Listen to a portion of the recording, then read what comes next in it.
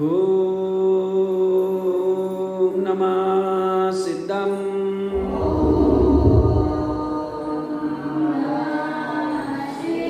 ओम नमः सिद्धम।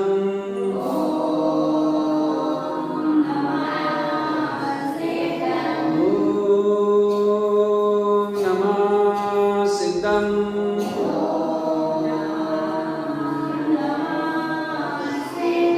देवदेवं नमस्कृतं लोकालोकप्रकाशिकं त्रैलोक्यं भुवनान्तं ज्योतिमकारं चाविन्द्रिते अज्ञानतिमिरान्धानां ज्ञानाञ्जनशलाकया चक्षुरुन्मीलितमेन तस्मै श्री गुरवे नमः। श्री परम गुरवे नमः। परंपराचार्योभ्यो नमः। बोलिए पंच परमेष्ठी भगवान की, 24 तीर्थंकर भगवान की, जिनवाणी मातेश्वरी की, सद्गुरु तारण तलमंडाचार्य महाराज की, शुद्धात्म देव की। आचार्य प्रवर श्रीमद जिन तारण तलमंडाचार्य महाराज द्वारा विरचित यह श्री श्रावकाचार्य जी ग्रंथ, जिसमें कि गुरु महाराज ने यह ग्रंथ अवरस सम्यक दृष्टि की अपेक्षा से लिखा है। यहाँ पर सम्यक दृष्टि जीव की कैसी दशा होती है, कैसा होता है वह, कैसे आराधना करता है, कैसे सतावश्यकों का पालन करता है ना, और उसकी स्थिति कैसी आनंदमय होती है, ये सब कथन 34 नंबर की गाथा से और 46 नंबर की गाथा तक किया है। यहाँ पर 38 नंबर की गाथा अपनी 37 नंबर तक हो गई थी ना। तो 38 नंबर की गाथा में क्या कह रहे हैं, एक बार 38 नंबर की गाथा पर देखेंगे। सटकर्म सम्यक तम शुद्धम सम्यक अर्थ शाश्वतम सम्यक तम ध्रुवम साधम सम्यक तम प्रतिपूर्णितम सम्यक तम प्रतिपूर्णितम। सम्यक से परिपूर्ण जो श्रावक होता था, सम्यक दृष्टि श्रावक जो होता है, सम्यक अर्थ शाश्वतम, शाश्वत यथार्थ स्वभाव को प्रयोजनीय मानता है। सत्कर्म सम्यक्तम शुद्धम, सम्यक से शुद्ध सत्कर्मों का पालन करता है, और सम्यक्तम ध्रुवम साधम, सम्यक सिद्धांत पूर्वक ध्रुव स्वभाव की साधना करता है। तो जो सम्यक दृष्टि श्रावक होता है, सत्कर्म सम्यक्तम शुद्धम, ठीक है ना, तो वह सम्यक सहज शुद्ध सत्कर्मों का पालन करता है। श्रावक के सत्कर्म होते हैं देव पूजा, उपासना, सात स्वाध्याय, संयम, तप और दान, है ना, ये सत्कर्म जो हैं। तो उसमें गुरु महाराज ने श्रावकाचार्य ग्रंथ में 2 प्रकार के सत्कर्म कहे गए हैं। शुद्ध सत्कर्म और अशुद्ध सत्कर्म, है ना। शुद्ध सत्कर्म और अशुद्ध सत्कर्म, है ना। तो शुद्ध सत्कर्म क्या है, ये यहाँ पर गुरु महाराज क्या है कि वह शुद्ध सत्कर्म का वह पालन करता है। सत्कर्म सम्यक्तम शुद्ध, मतलब सम्यक से शुद्ध सत्कर्मों का पालन करता है। सम्यक से शुद्ध सत्कर्मों का पालन का अर्थ होता है कि सत्कर्मों का पालन करने का लक्ष्य उसका क्या है, कोई पुण्य अर्जन करना नहीं है। प्रभु की भक्ति करता है वो, लेकिन प्रभु की भक्ति करने का उद्देश्य क्या है ना। प्रभु की भक्ति करने का एकमात्र उद्देश्य यही है कि हे भगवान, जैसे आपने इस पद को प्राप्त कर लिया है, उन गुणों को आपने प्रकट कर लिया है, मेरे जीवन में भी वह प्रकट हो, ऐसे गुण मुझे प्रकट हो। इसलिए ऐसे गुणवान पुरुषों की, है ना, ज्ञानी पुरुषों की वो आराधना करता है, उस परमात्मा की आराधना करता है कि मेरे जीवन में भी वह गुण प्रकट हो। इसलिए एक सच्चे श्रावक का उद्देश्य यही होता है सत्कर्मों का पालन करने का। क्योंकि मोक्ष के मंगलाचरण में क्या कहा, देखो उमा स्वामी महाराज ने, मोक्ष मार्गस्य नेतारम वेत्तारम कर्म भूवेताम ज्ञातारम विश्व तत्वानाम वंदे तद्गुण लब्धये। जो मोक्ष मार्ग के नेता हैं, वेत्तारम कर्म भूवेताम, जिन्होंने कर्म रूपी पर्वतों का भेदन किया है, और जो समस्त विश्व के समस्त तत्वों के ज्ञाता हैं, मैं उनके उन गुणों की प्राप्ति हेतु उनको नमस्कार करता हूं। तो ये तीन परिभाषाएं अनंत की परिभाषा, जो वीतरागी हैं, सर्वज्ञ हैं, हितोपदेशी है ना, तो उनके उन गुणों की, वीतरागिता को व्याप्त करने के लिए, सर्वज्ञता को व्याप्त करने के लिए और हितोपदेशता को व्याप्त करने के लिए भगवान मैं आपको प्रणाम करता हूं, मैं आपकी वंदना करता हूं। एक सच्चा श्रावक होगा तो शुद्ध कर्मों का पालन करने का उसका उद्देश्य अगर कोई होगा तो यही है, यही होता है, ना कि पुण्य की प्राप्ति का होता है ना। यद्यपि सत्कर्मों का पालन अशुभ से हटने के लिए होता है, अशुभ से पुण्य वृद्धि में कारण है, क्योंकि अब 24 घंटा पाप कार्य कर रहा है घर गृहस्थी में श्रावक, तो ये पुण्य कार्य भी उसके लिए जरूरी होते हैं। लेकिन जरूरी होते हैं, ठीक है, वो पुण्य वृद्धि में कारण है, लेकिन पुण्य वृद्धि के लिए नहीं, पुण्य के लिए नहीं। वह तो अपने आत्म स्वभाव के लक्ष्य से, उन गुणों की प्राप्ति के लक्ष्य से सत्कर्मों का पालन करता है, फिर लक्ष्य उसका ये रहता है और ये लक्ष्य पूर्वक करता है कि उसको पुण्य जो है और कई गुना पुण्य, अगर लक्ष्य से अगर अपन भगवान की आराधना करते हैं, पूजा करते हैं, पुण्य बनेगा, लेकिन पापानुबंधी, क्योंकि इच्छा से, कामना से अगर अपन भगवान की आराधना करेंगे ना तो पापानुबंध पुण्य बनेगा। पापानुबंध पुण्य का मतलब होता है वह पुण्य पापानुबंध आपके जीवन में आपको सामग्री तो उपलब्ध करा देगा, लेकिन उस सामग्री को आप भोग नहीं पाओगे। पापानुबंध पुण्य ऐसा होता है। देख लो बहुत से लोग ऐसे कि बेहिसाब धन संपदा, सारी सुख सुविधाएं, सब कुछ है, लेकिन कहीं कोई रोग है तो कहीं शुगर है, कहीं और भी बहुत से लोग हैं। देख लो जे डॉक्टर ने बता रखा है कि भाई तुम ये नहीं खाना, बस तुम तो दलिया रोटी खाना। बहुत से लोग देखो आजकल तो और ही चल रहा है, क्योंकि पंचम काल में अधिकांशता पापानुबंधी पुण्य लेकर के ही जीव आता है। पुण्य के उदय में भी जीव को साथ आनी रहती। देखो आप पुण्य के उदय में यहाँ साथ आनी रहती, पुण्य के उदय वालों को भी देखो कैसे परेशान और जो है दुखी है बता कि अब कहीं शुगर हो रहे हैं तो कहीं घर में लड़का जो है कुमार पर चला गया है, या कहीं लड़ाई झगड़ा घर में हो रहा है, तो बता जो पापानुबंधी पुण्य नहीं है। और कहा भी है कि तहाँ सुमति तहाँ संपत्ति नाना और तहाँ कुमति तहाँ विपत्ति निधान। जहाँ सुमति वहाँ संपत्ति नाना, जहाँ कुमति वहाँ विपत्ति निधान, है ना। जहाँ सुमत है तो वहाँ सब कुछ है। घर गृहस्थी का एक मंगल है, उनका है। अपन मंगल करते हैं भाई कि हमारे जो भी कार्य हम कर रहे हैं अपन ग्रंथ करते हैं तो मंगलाचरण करते हैं, इसीलिए तो करते हैं कि अपन को मंगलाचरण करते हैं कि भाई मेरे शास्त्र स्वाध्याय में किसी प्रकार का विघ्न बाधा ना आए।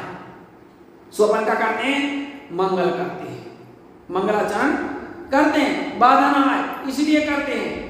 और अपन घर गृहस्थी में भी अगर अपन एकता सामंजस्यता से रहते हैं तो ये भी एक हमारे पुण्य वृद्धि में कारण होता है, क्योंकि हमारे शुभ परिणाम रहेंगे कसायों, क्योंकि कसायों की मंदता का नाम ही तो पुण्य है ना।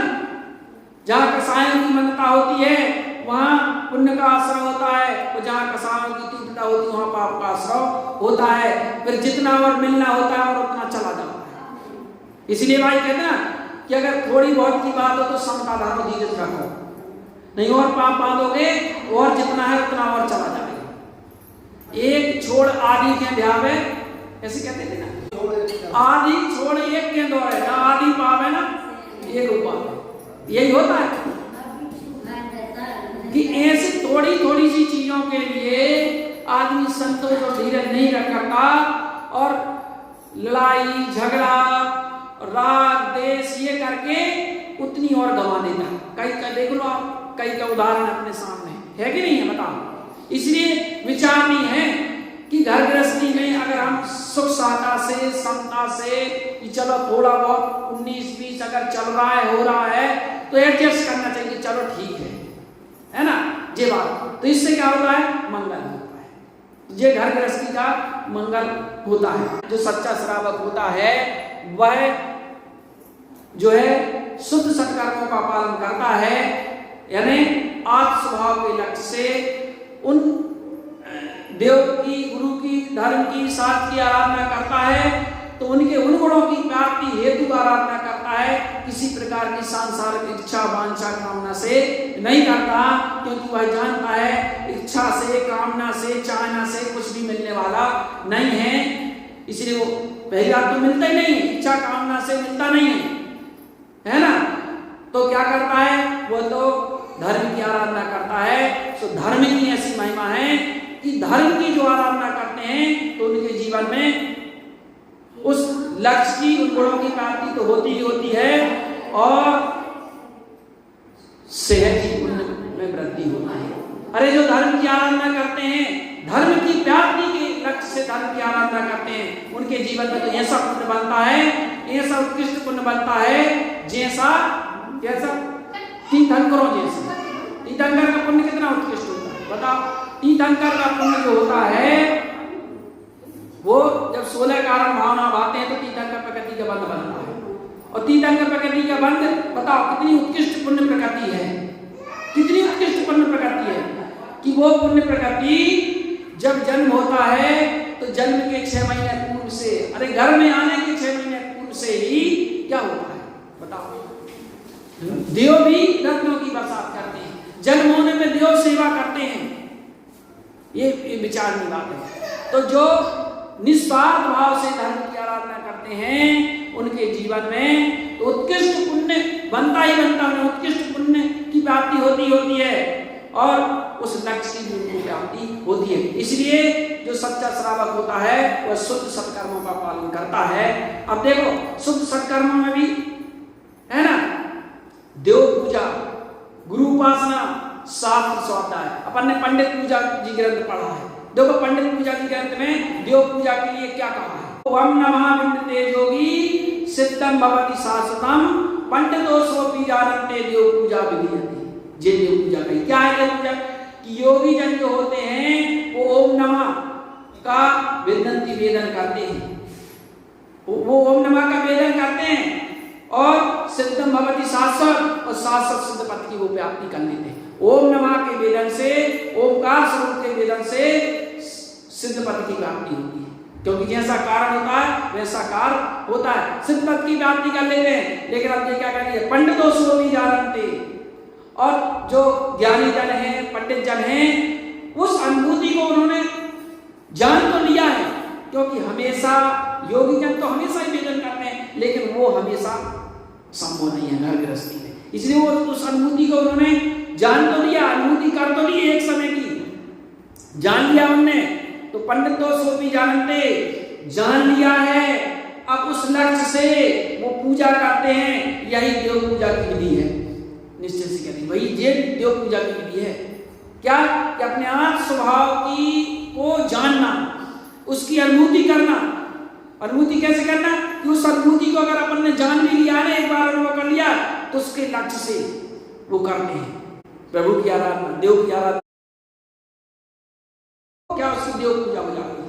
उस लक्ष्य से देव की आराधना करते हैं। देव की पूजा मतलब कि भगवान उस जैसे आपने आत्म स्वभाव की अनुभूति से वीतरागता सर्वज्ञता हेतु सब प्रकट कर लिया मेरे जीवन में आपने जे देव पूजा कही और गुरु उपासना के लिए देखो चौथी गाथा में कही यंकारम ज्ञान उत्पन्नम वंकारम च विन्दते और अरहम सर्वन्नोक्तम च चक्ष दर्शन निष्ठे क्या रहा अरहम सर्वन्नोक्तम च अरहंत और सर्वंग भगवान ने कहा है जो अरहम सर्वन्नोक्तम च अरहंत और सर्वंग भगवान ने कहा है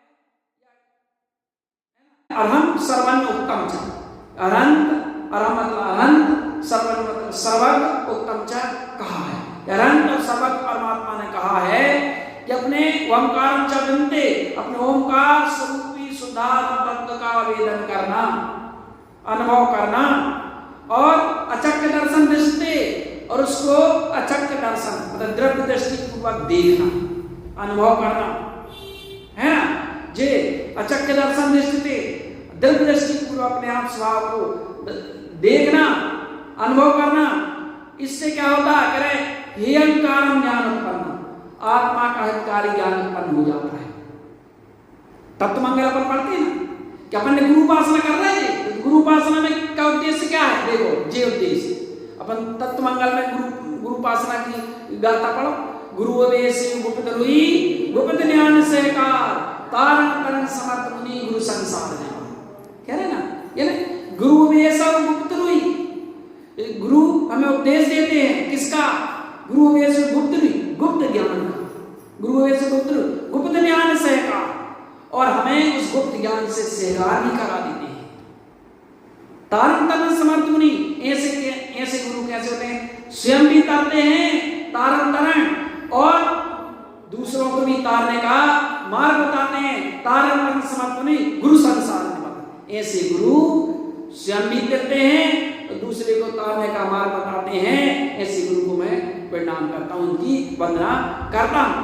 बताओ तो मार्ग बताते हैं गुरु अपने अंतर ज्ञान का उपदेश देते हैं उससे सहकार करा देते हैं और हमने गुरु को आसना कर ली और हमें अपने आप स्वभाव का ज्ञान नहीं जागृत हुआ तो बताओ कहते हैं फिर तुम्हारी गुरु उपासना अधूरी है क्योंकि उन्होंने तो वही उपदेश दिया है ना अब उनकी अपन आराधना कर रहे हैं लेकिन उनकी बात नहीं मान रहे है ना उनके आचरण का अपन अनुसरण नहीं कर रहे हैं क्योंकि वो ज्ञान प्राप्ति में आत्म ज्ञान की प्राप्ति में लगे हुए हैं और हम नहीं करेंगे वो तो कैसे गुरु उपासना होगी तो सच्ची गुरु उपासना सब दृष्टि करता है। सात स्वाध्याय के लिए गाता गई मति शुद्ध संपूर्णम ज्ञान पंचमयम संपूर्ण मति शुद्ध ज्ञान के बल से वह सम्यक दृष्टि यानी पंचम ज्ञानमय ध्रुव स्वभाव की आराधना करता है। तो सात स्वाध्याय किस लिए करता है वो कि अपने पंचम ज्ञानमय ध्रुव स्वभाव की आराधना के लिए